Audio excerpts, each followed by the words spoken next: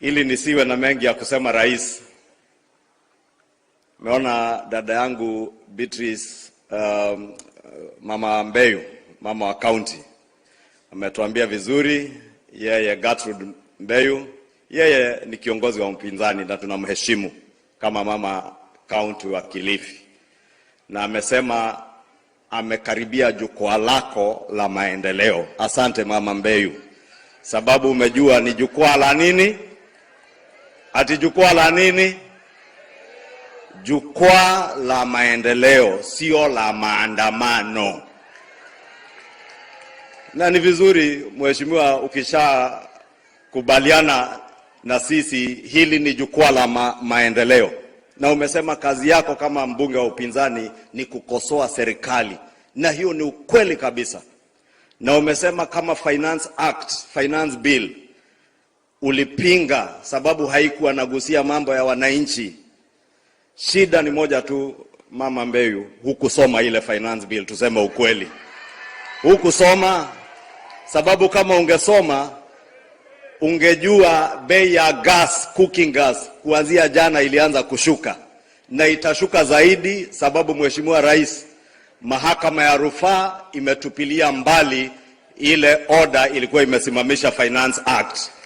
Kwa hivyo bei za bidhaa, zikiwemo bei za vitu ambazo wamama wetu wanatumia, hawa mama wa maendeleo ambao wameleta memorandum yao kwa rais, ikiwemo mambo ya medical care, bei zitaanza kushuka sasa.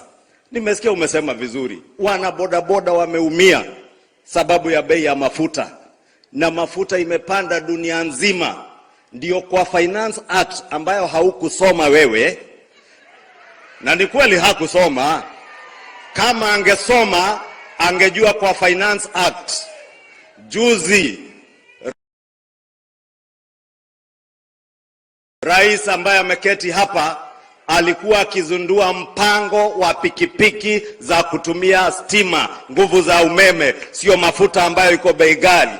Kama ungesoma hiyo finance bill ungejua hayo na ungeipigia kura ili wana bodaboda wapate pikipiki ambayo hataweka mafuta, wataweka tu charge, wanaendesha, wanapata pesa mfukoni ile rais aliwaagiza.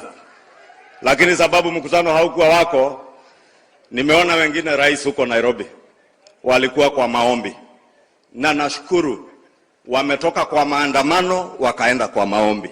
Hilo ni jambo muhimu sana. Na nimeona wamechanga pesa. Aliyekuwa rais ametoa 1,000,000, mzee rafiki yetu wanaita baba ametoa 1,000,000, wabunge sijui 1,150,000, wabunge kama 100 na kitu, 1,000,000 tu na nusu. Ile ningetoa peke yangu rais. Kalonzo Musyoka ametoa 1,500.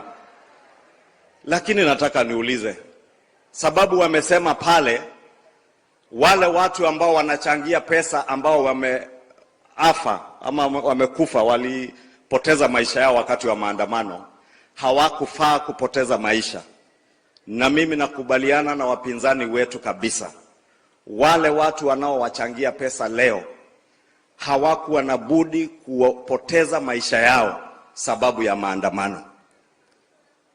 Na kwenda kuwachangia pesa leo ni kama kucheza densi kwa kaburi zao, sababu mwenye kusababisha maafa yale ni wewe ambaye ulitoa pesa zako ukamobilize watu